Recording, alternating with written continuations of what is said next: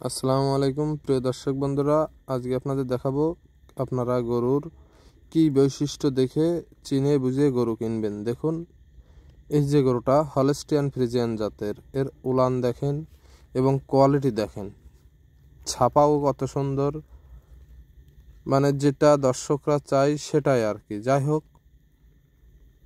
এই গরুটা আমি কিনে নিয়ে এসেছি মাত্র 1,36,000 টাকা দিয়ে। 14 লিটার দুধ দেখে আমি নিয়ে আসি। 1 মাস আগে বাচ্চা মারা গেছে।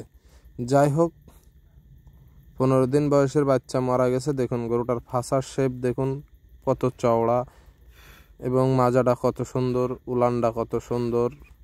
এরকম দেখে শুনে বুঝে যদি আপনারা গরু কেনেন বা খামারের উপযুক্ত গরু বোঝেন, তাহলে কোনোদিন লস নেই। এই দেখুন আমার সেই বকনাটা, যেটা আমি বিক্রি করতে চাইছিলাম বা বিক্রি করেও দেব, আজ হোক কাল হোক।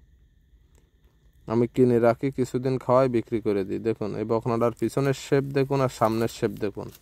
অনেকে ভাবছেন যে গরুটা সাইওয়াল ভাঁজ আছে। হ্যাঁ, সাইওয়াল মিক্সড ছাড়া গরু বড় হওয়া সম্ভব না এবং বেশি দুধ দেওয়াও সম্ভব না।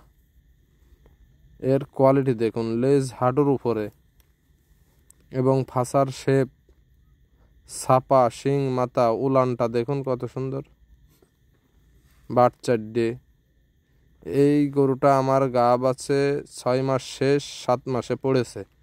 ওর বয়স আপাতত 16 শেষ হয়ে 17 মাস, এখনো দাঁতেনি। তা এরকম বুঝে শুনে যদি গরু কিনা হয়, গরুতে কোনোদিন লস নেই ইনশাআল্লাহ। আপনারা দেখে শুনে বুঝে গরু কিনবেন এবং খামার করবেন। আর খামারের উদ্যোক্তা নিজে হতে হবে এবং নিজে কাজ করতে হবে। কাজের লোকের আশায় খামার করলে ভাই খামার টিকানো সম্ভব না।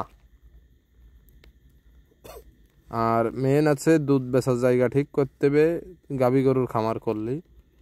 দুধ যদি আপনি সঠিক কায়দায় বিক্রি করতে পারেন, সঠিক টাইমে দোয়াতে পারেন, তাহলে আপনার খামারে কোনোদিন লস হবে না।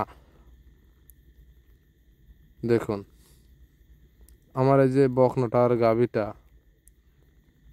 এ যদি দুটো গরু যাই হোক ভালো কোনো খামারে থাকতো, তা এ সমস্ত গরুর চেহারা এরকম হতো না, আরও ভালো হতো। আমি কিনা বেচা করি, কিনে নিয়ে আসি, এই কারণে আমার এখানে চেহারা আহামরি ভালো না। তারপরেও গরু কিনে নিয়ে আসার পরে আমি প্রথমত কিমড়ির ডোজ করি, দ্বিতীয়ত স্যালাইন, ক্যালসিয়াম, ভিটামিন একসঙ্গে স্যালাইনের সাথে দিই। যেহেতু প্রত্যেক দিন ফুটানো ঝামেলা, গরু ভয় পাই, গরুর ভয় দেবো একদিন। যাই হোক, আমি যে সিস্টেমে দিই বা করি, এইগুলো করার ফলে গরুর ঔষধের কাজগুলো খুব ভালো হয়, যেহেতু রক্তের সাথে মিশে কাজ করে। আর মাংসে দিলেই হ্যানের ফলে, হনের ফলে। সিরিঞ্জ অনেক সময় অপরিষ্কার থাকে, আর সেলাইন দিয়ে যখন দেবো সেট হবে, নতুন সেলাইন হবে, নতুন একদম রক্তে মিশে যাবে। যাই হোক, আপনারা যখন গরু কিনবেন, গরু এরকম দেখে শুনে, যাতে মানে হাই কোয়ালিটির গরু কিনবেন।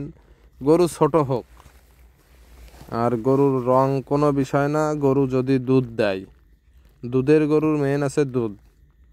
গরুর কিছু কিছু কোয়ালিটি আছে, যেমন গলা চিকন হতে হবে, পিছন সাইডটা চওড়া হতে হবে, আদার্স অনেক সাইড লোক আমরা দেখে কিনি। তো এরকম দেখে শুনে বুঝে, মানে আপনি যেটা বোঝেন যে আপনার চোখে এটা ভালো লাগতেছে, তাহলে সেটাই ভালো। আমি